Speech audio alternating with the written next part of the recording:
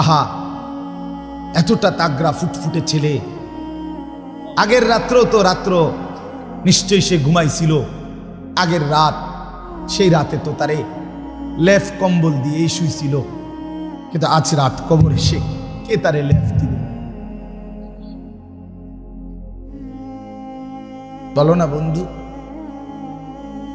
আজকের এই রাতটা ছেলেটা, এতটা সুন্দর তাগড়া ছেলেটা যে 22-23 বছরের ছেলেটা যে কবরে, তারে লেফ দিবে কে?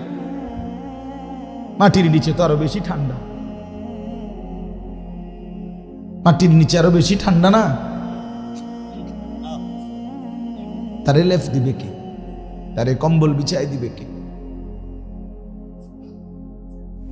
এজন্য দোস্ত, আবারও অনুরোধ করছি, জিন্দেগির কদর করো বন্ধু। ঠাট্টা করে উড়ায় দিও না। ঠাট্টা করলেও হায়াত শেষ, কাঁদতে থাকলেও হায়াত শেষ। সুখের সাগরে যে ভাসতেছে তারও মৃত্যু নিশ্চিত, দুঃখের পাহাড়ে যে পড়ে আছে তারও মৃত্যু নিশ্চিত, তারও মৃত্যু নিশ্চিত। পরিবর্তন দরকার, জিন্দেগি বদলানো দরকার। দুইটা ছেলে 5 ওয়াক্ত নামাজ পড়ে সামান্যটুকু হাদিয়া উৎসাহের জন্য নিল। বিষয়টা কিন্তু এটা না, বরং বিষয়টা হলো বাকি বেনামাজি অপদার্থদের জন্য সবক। এই 2 ছেলে বাকি বেনামাজিদের কপালে গালে জুতার বাড়ি দিল।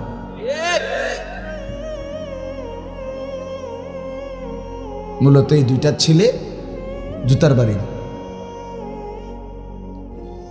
লজ্জা দিল। একজন মুসলমান পরিচয়ধারী, আমি জন্মসূত্রে মুসলমান, আমার বাবা মুসলমান, মা মুসলমান, অথচ আমি নামাজটাই চিনি না। তাহলে আমার জীবনের অর্জন কি? আমি জীবনে পেলাম কি? আমার ধর্মের পরিচয়টাই কি? রাসূলুল্লাহ সাল্লাল্লাহু আলাইহি ওয়াসাল্লাম ইরশাদ করেছেন, ফারকু মা বাইনানা ওয়া বাইনাল কুফর আস-সালাম। স্পষ্ট হাদিস।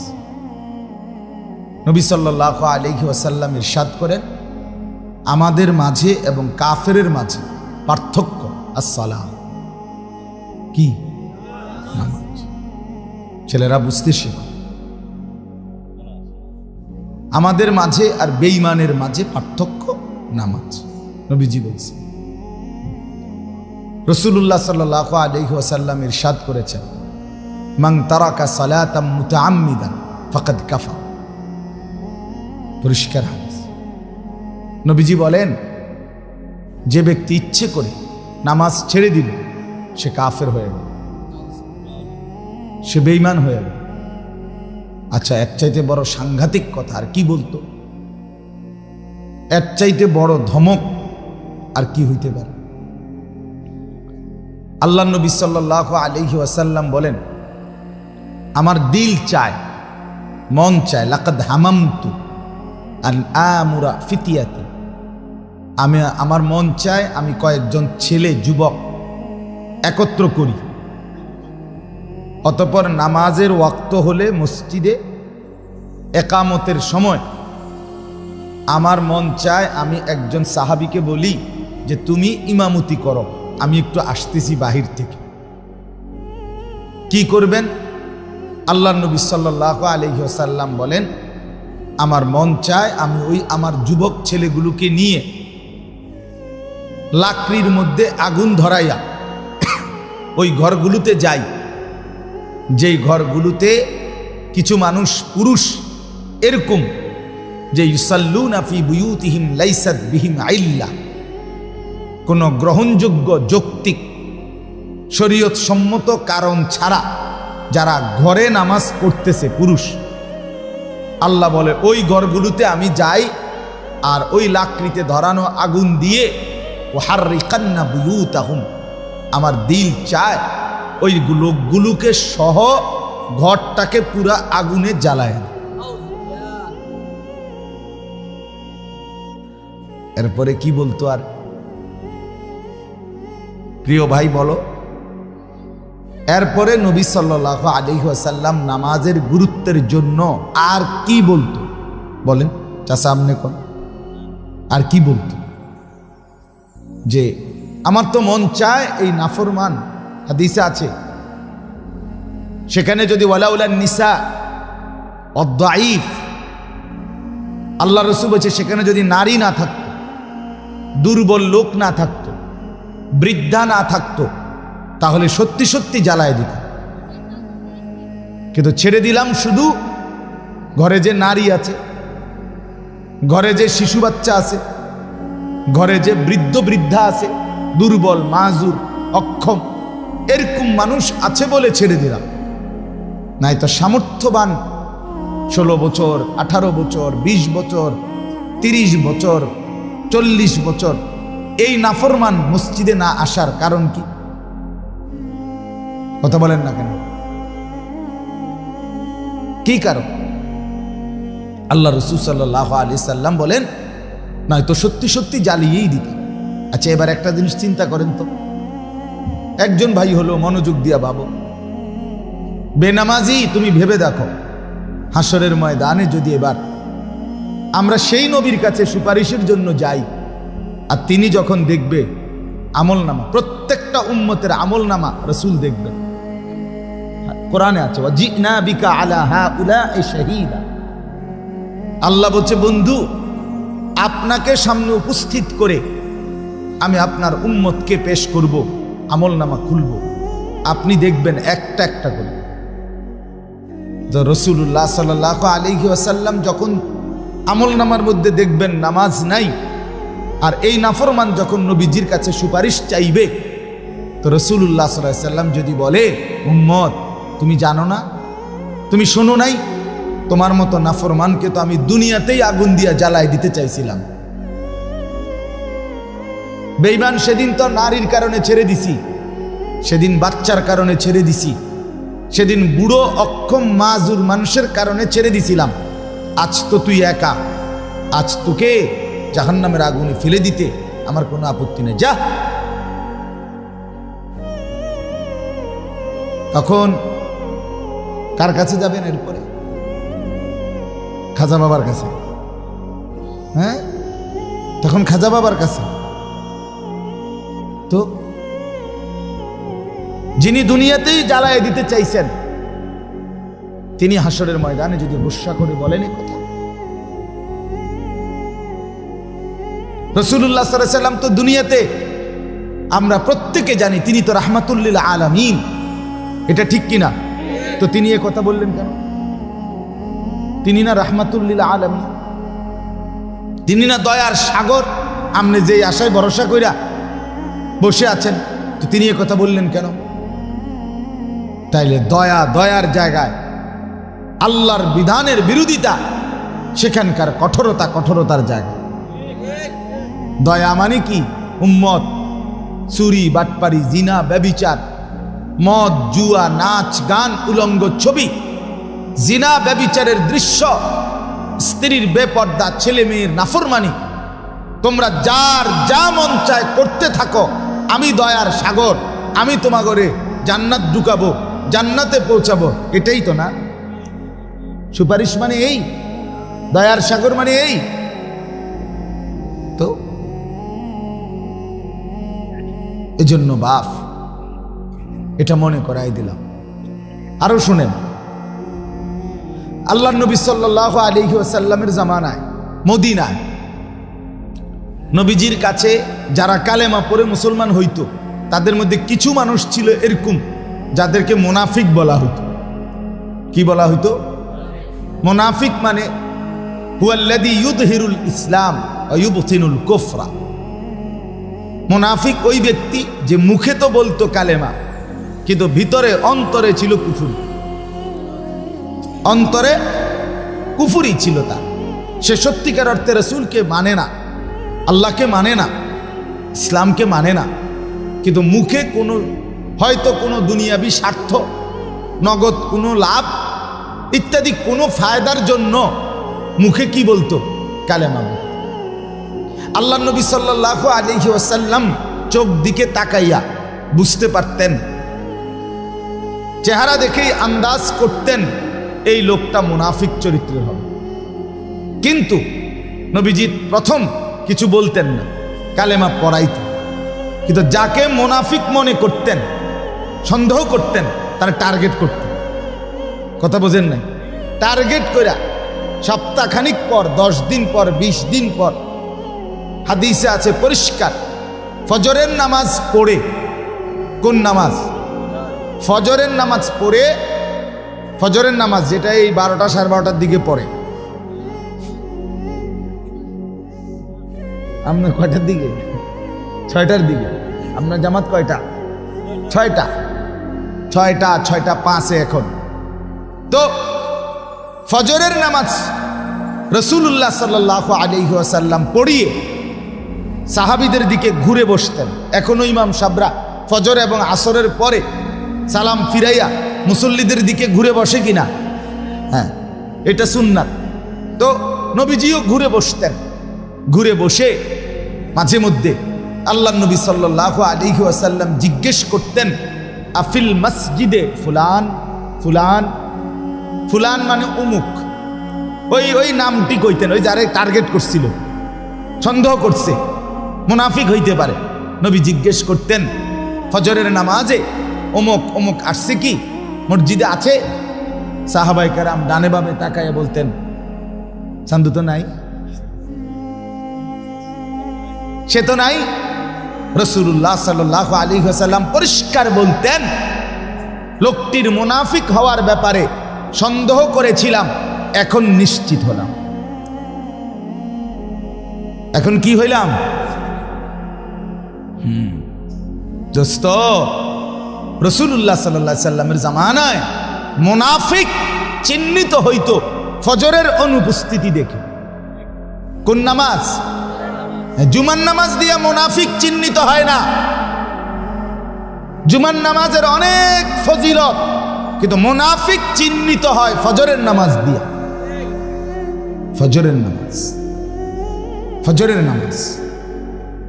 এজন্য তোমরা যারা ফজরের নামাজ পড়ো না ছেলেরা, মাঝ বয়সীও আপনারা যারা ফজরের নামাজ পড়েন না, আপনারা আপনাদের ভোটার আইডি কার্ডের পরিচয় ধর্মের পাশে যে লিখছিলেন ইসলাম, এটা এফিডেভিট করে বদলায়েন, লেখেন মুনাফিক। আপনি তো মুসলমান না, আপনি লিখলেন কেন এটা? আপনি পাসপোর্ট যাদের আছে ধর্ম ইসলাম লিখছেন, অথচ ফজরের নামাজ পড়েন না, আপনারা অপদার্থ, আপনারা ইয়া বদলান,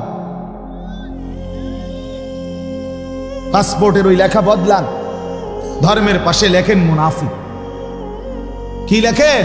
মুনাফিক লেখেন। জন্ম নিবন্ধন সনদে পাল্টান। অ্যাডভোকেটের নাম্বার আছে আমার কাছে, পরিচিত অ্যাডভোকেট আছে কুমিল্লা, ভালো ভালো অ্যাডভোকেট, বড় অ্যাডভোকেট আছে আমার মহব্বতের নাম। ওই খসরু সাহেবের বড় ভাই একজন বড় অ্যাডভোকেট কুমিল্লা, মারা গেছেন যে আমাদের মন্ত্রী সাহেব, ওনার ভাই। আরো আছে, আমরা নাম ভাই আছে, আরো বহুত অ্যাডভোকেট আছে। আমার কয়টা অ্যাডভোকেট লাগে, আমি বদলাই দিই। লজ্জা থাকা উচিত, হায়া থাকা উচিত, বিবেক থাকা উচিত। মুসলমান আত্মপরিচয় মনে করে না। নিজেকেই চিনল না, ধর্মের পরিচয় দিল, লজ্জা। কেন লিখলেন এটা? আল্লাহ নবী সাল্লাল্লাহু আলাইহি ওয়াসাল্লামের আরো হাদিস শুনেন। রাসূলুল্লাহ সাল্লাল্লাহু আলাইহি ওয়াসাল্লাম বলেন, যে ব্যক্তি ফজরের নামাজ পড়ে, রাসূলুল্লাহ সাল্লাল্লাহু আলাইহি ওয়াসাল্লাম বলেন, আসবাহা তিবান নফস নাশীতান। নবীজি বলে, যে ফজরের নামাজ পড়ে সে তার ভোরটা, সকালটা কেমন হয়? তিবান নফস, 1 নম্বর তার দিল পবিত্র হয়। 2 নাশীতান, সারাদিন কর্মের জন্য, মেহনতের জন্য সে উদ্যমী এবং পরিশ্রমী, উৎফুল্ল হয়। ওই ছেলে তোমরা বসো, এই বেটা মোবাইল টিপো না বেটা, কও বেটা।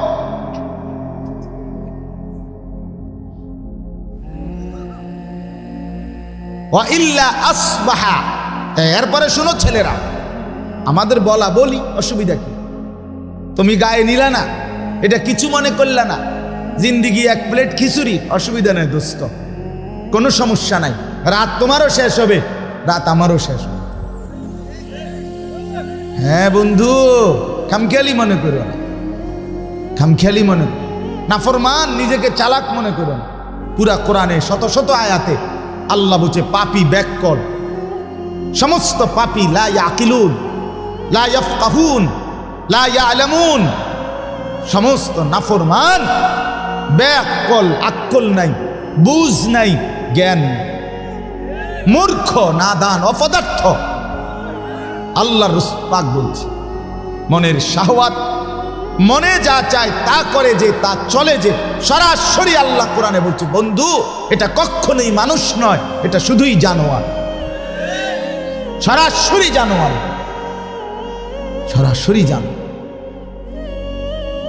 ইনহুম ইল্লা কাল আনআম, মনের ইচ্ছা মতো যে চলে। আর আইতা মান ইত্তাখাযা ইলাহাহু হাওয়াহু আফা আনতা তাকুনু আলাইহি ওয়াকিলা। সব মিলাইয়া বলতে হবে নবীজির সুপারিশের ব্যাপারে, একসাথে কইতে হবে মিলাইয়া, যত আয়াত যত হাদিস কথা ক্লিয়ার গোলাইয়া না কইতে হবে। এখানে স্পষ্ট আছে নবীকে আল্লাহ বলছে, রসুলকে সরাসরি, বন্ধু যে মনের ইচ্ছা মতো চলে, আমি আপনার কাছে জানতে চাই, আমি তার দায়িত্ব নেব না, আপনি নিবেন। আল্লাহ জানতে চাইছে আফা আনতা তাকুনু আলাইহি ওয়াকিলা। ওয়াকিল মানে কি? অভিভাবক। আমরা উকিল বানাই না। আল্লাহ বলে বন্ধু বলেন আপনি তার দায়িত্ব নিবেন কিনা বলেন, আমি নেব না। তো রাসূল কি বলবেন? আল্লাহ আপনি যার দায়িত্ব নিবেন না আমি নিব, আপনি যারে পছন্দ করেন না আমি করব, আপনি যাকে ভালোবাসেন না আমি ভালোবাসবো। নবী এরকম করবে? হ্যাঁ, এত সোজা বিষয়টা, এত সোজা। আহা দোস্ত, বহু ছেলে আহারে মুসলমানের ঘরে বড় হয়েছে, মায়ের পবিত্র দুধ খাইছে, আজ চেহারা সুরতে চলাফেরায় মনে হয় তুমি মুসলিম মা বাবার সন্তান, সেটাই ভুলে গেছ। চেহারা সুরতে মনে হয় তুমি সিনেমার নর্তকীর অথবা ফুটবল ক্রিকেটের খেলোয়াড়ের সন্তান। চলনে বলনে, চুলে, পোশাকে, কথাবার্তা, চেহারা সুরতে কতক্ষণ তামাশা করে মানুষ, রং তামাশা কতক্ষণ করে মানুষ। জিন্দিগির কি অর্থ? এদ্দুর দিমাগ, এদ্দুর বিবেক থাকবে না কেন মানুষ? চলেন ভাই, বলতেছিলাম আল্লাহ নবী সাল্লাল্লাহু আলাইহি সাল্লাম বলেন, ফজরের নামাজের কথা বলছিলাম, যে পরে তিবান নফস, তার দিল কি হয়? পবিত্র হয়। নাশীতান, সে উৎফুল্ল হয়, কর্মের উদ্দীপনাময়। আর ওয়া ইল্লা আসবাহা, এই রাসূলুল্লাহ বলেন, আর যে ব্যক্তি ফজরের নামাজ পড়ে না, ছেলেরা শোনো মিয়া, রাসূল সাল্লাল্লাহু আলাইহি ওয়াসাল্লাম বলেন খাবিসান নফস, এটা সরাসরি খবিস। খবিস বেটা, তুই বেটা খবিস বেটা, খবিস কোথাকার, মানুষের সমাজে হাঁটস কেন বেটা? খবিস। রাসূলুল্লাহ সাল্লাল্লাহু আলাইহি ওয়াসাল্লাম বলছে খবিস, এটা খবিস, খবিস এটা। আর হাদিসে স্পষ্ট আছে, আমনে নুরানির একটা বাচ্চারে জিগান নবী টয়লেট বাথরুমে ঢুকতে কি দোয়া পড়ত? আল্লাহ খবিস থেকে কি চাই বলতো কিনা? বলেন না কেন? আল্লাহুম্মা ইন্নী আউযু বিকা মিনাল খুবুসি ওয়াল খাবাইস। আল্লাহ খবিস থেকে পানাহ চাই। পেশাব পায়খানার ভিতরে খবিস থাকে, আল্লাহ আমি খবিস থেকে পানাহ চাই। এজন্য এই খবিসদের ঠিকানা বাথরুম। খবিস বেটা তোরা,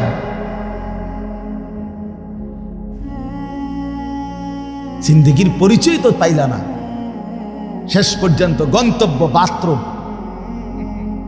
ফজরের নামাজ পড়ো না যারা, শেষ পর্যন্ত গন্তব্য বাথরুম, পেশাবখানা, বাথরুম, টয়লেট।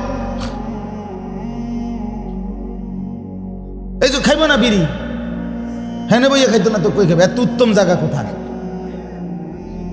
এত ভালো জায়গা পাবে কোথায়? বিড়ি কি উনি মসজিদে খাইব? তো বাথরুমে খাইব। উনি যে হুয়াদের খাইব তো হুয়াদের।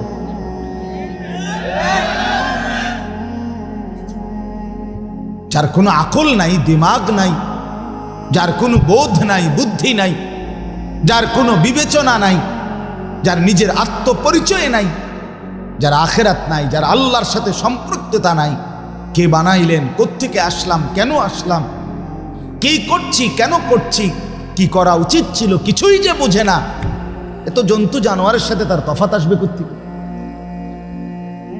বলে এই জন্য হাসি দিয়া উড়াই দিও না, হাসি দিয়া উড়াই দিও না বন্ধু, ঠাট্টা করে উড়াই দিও না। ঠাট্টা করলেও হায়াত শেষ, কাঁদতে থাকলেও হায়াত শেষ। সুখের সাগরে যে ভাসতেছে তারও মৃত্যু নিশ্চিত, দুঃখের পাহাড়ে যে পড়ে আছে তারও মৃত্যু নিশ্চিত, তারও মৃত্যু নিশ্চিত। হ্যাঁ, গতকালকের আগের দিন আমি আমার বাসার সামনে ময়নামতি একটা 22 থেকে 23 বছরের তাগড়া ছেলের জোহরের নামাজের পরে জানাজা পড়ছে। চাঁদের মতো ছেলে, যে আমাদের হাজী আব্দুল মালিক সবের ছেলে, বায়ুস্টে পড়তো, তো মারা গেছে এই পরশুদিন। শামসুবাইদের যে বাড়ি, ব্যাপারী বাড়ি, ইউনিভার্সিটিতে পড়তো, ক্যান্টনমেন্টে একটা ইউনিভার্সিটি আছে বায়ুস্ট। হ্যাঁ, রাত্রে 11:30 বাজে সিএনজিতে করে একা রাস্তার এই পাশ থেকে ওই পাশ পার হচ্ছে, কাভার্ড ভ্যান বাড়ি দিছে, একটা বাড়ির সাথে দেখা শেষ। চাঁদের মতো সুন্দর ছেলে এটা, চাঁদের মতো, চাঁদের মতো সুন্দর। এত সুন্দর ছেলে আমি খুব কম দেখছি, লম্বা চূড়া সুন্দর বেচারা। 4টা মেয়ের পরে ওনার ছেলেটা হয়েছে, 4টা মেয়ের পরে ছেলে। এই ছেলেটা মাত্র 2000 সালে জন্ম, এখন 23 সাল, বরাবর 23 বছর। জানাজার সময় তার বাবা একটা শব্দ কথা বলতে পারে না, একটা শব্দ উচ্চারণ করে না। বেচারা কি বলবে, নির্বাক। মানে আমার ছেলেটারে মাফ করে দিয়েন, বা আমার ছেলেটা, এই কথাটাও কইতারে না, নির্বাক। দোস্ত আমার, কোরআনুল কারীমের মধ্যে আছে, আল্লাহ তাআলা বলেন, ওয়াল্লাহু খালাকাকুম সুম্মা ইয়াতাওয়াফাকুম, আমি আল্লাহই তোমাদেরকে সৃষ্টি করেছি, আমি আল্লাহই তোমাদেরকে মৃত্যু দিয়ে থাকি। কোরআনুল কারীমে আছে, আল্লাহ বলেন, আমি মানুষের 3টা হালাত রাখছি, একটা শিশুকাল, একটা যৌবনকাল, একটা বৃদ্ধকাল। কিন্তু খোদার কসম আল্লাহ বলে, বান্দা, আমি সবাইকে এই 3 কাল পর্যন্ত পৌঁছাই না। অমিনকুম মান ইউতাওয়াফা মিন ক্বাবলু, আমি অনেককেই বৃদ্ধ পর্যন্ত পৌঁছবার আগে আগেই মৃত্যু দিয়ে থাকি। মান ইউতাওয়াফা মিন ক্বাবলু, আগেই মৃত্যু দিয়ে দিই, আগেই দিয়ে। কোন মহল্লার মধ্যে বুড়ো মানুষ যতজন, যুবক তার চাইতে বেশি, বেশি না বলেন? মানুষে কয় না যে আমগো বাড়িতে আর এই চাচা একজন, হ্যাঁ এবারে শেষ মুরব্বী, কিন্তু তখন ওইখানে ওই বাড়িতে যুবক আছে 30 জন, আছে কিনা বলে? আল্লামা ইবনুল জাওজি রাহমাতুল্লাহ আলাইহি বলে, হে যুবক, প্রত্যেক সময়ে প্রত্যেক যুগে তুমি তোমার নিজ মহল্লার যুবক কতজন আর বুড়ো কতজন, এটা গুনে দেখে হিসাব করবা, যে বুড়ো কম যুবক বেশি, কিশোর বেশি। বুঝা গেল সব কিশোর, সব তরুণ, সব যুবক বৃদ্ধ পর্যন্ত পৌঁছায় না, তার আগেই অধিকাংশ মরে যায়। নাইলে তো কাছাকাছি থাকতো, 18-20 হইতো। ফোলাইন আছে 20 জন, বুড়া আছে 18 জন, কথা বোঝেন নাই?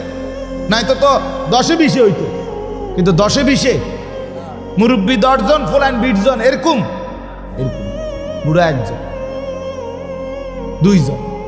এই চাচাই আর শেষ মুরব্বী, আমরা এই দাদাই শেষ মুরব্বী, এমনি বলে না মানুষ? তো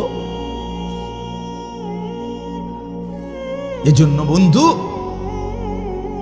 আমি বলছিলাম ওই দিন, আহা এতটা তাগড়া ফুটফুটে ছেলে, আগের রাত্র নিশ্চয়ই সে ঘুমাইছিল, আগের রাত, সেই রাতে তো তারে লেফ কম্বল দিয়েই শুইছিল, কিন্তু আজ রাত কবরে সে কে তারে লেফ দিল?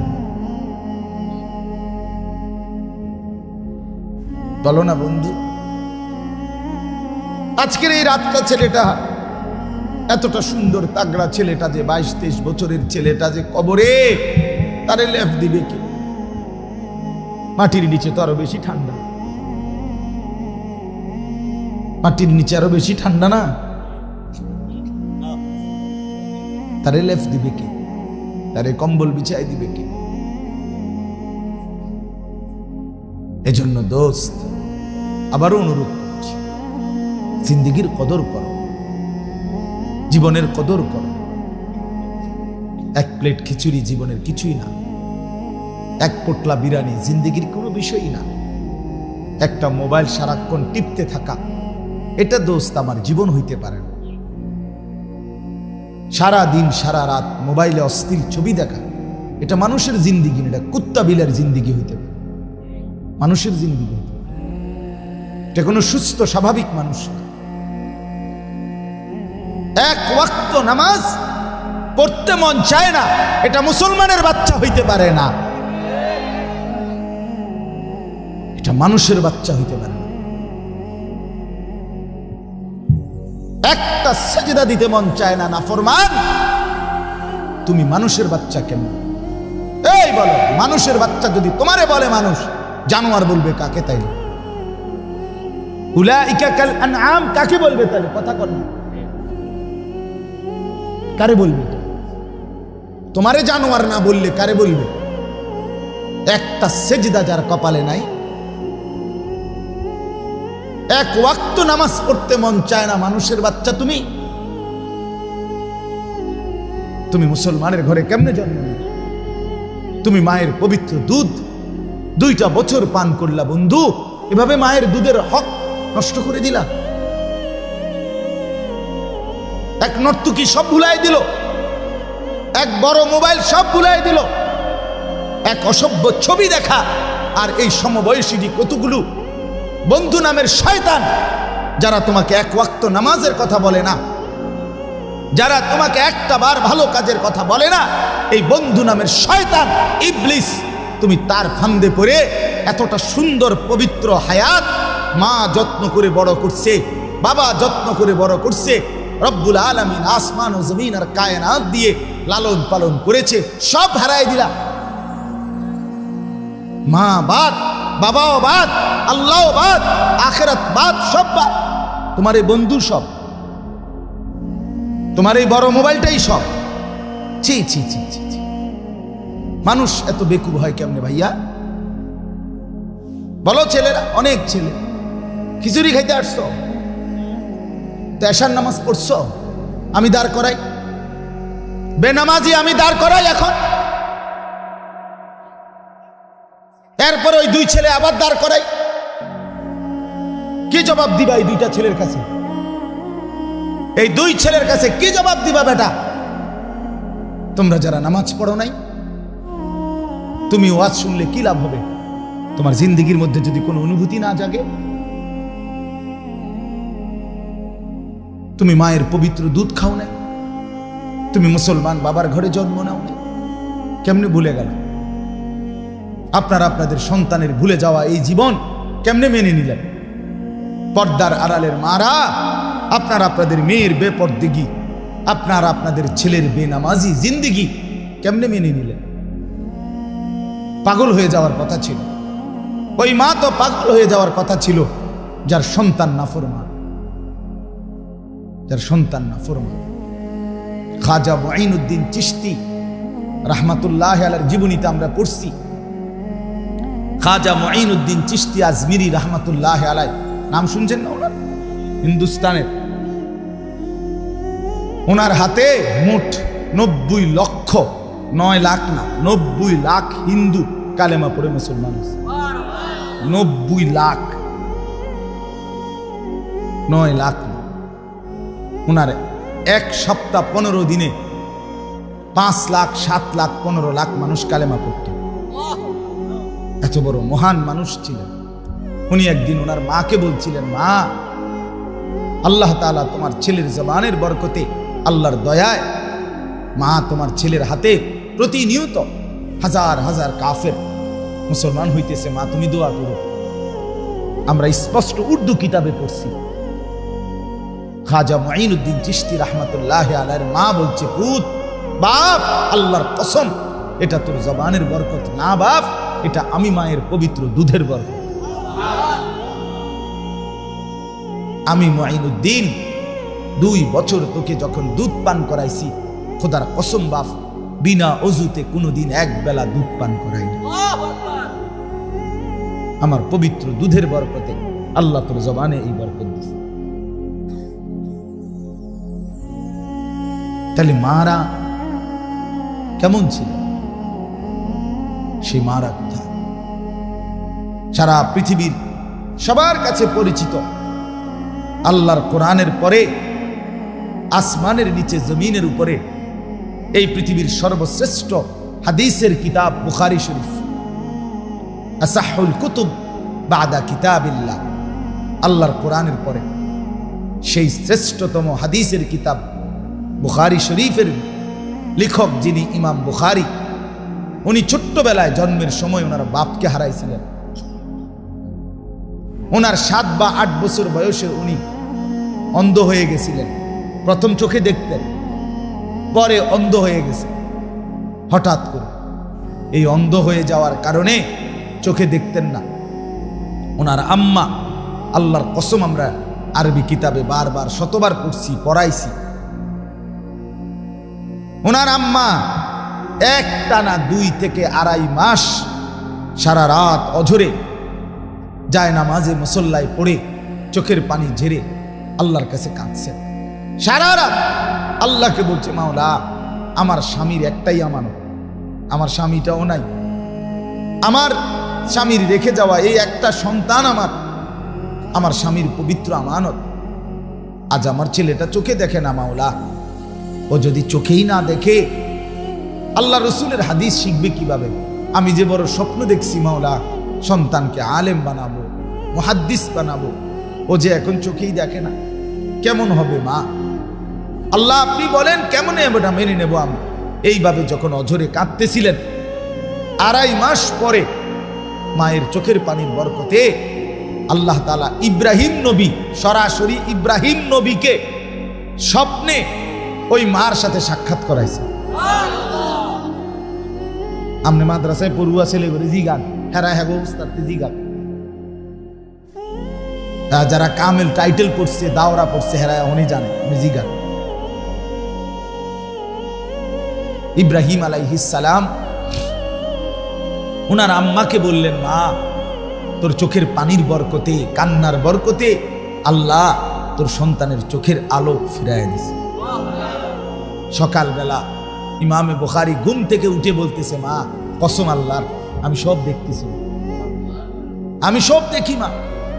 এবং হাদিসের কিতাবে আমরা পড়ছি মায়ের দোয়ার বরকতে এইবার এই সময় ইমাম বুখারীর চোখের আলো জ্যোতি আগের চাইতে 100 গুণ বেড়ে গেছে।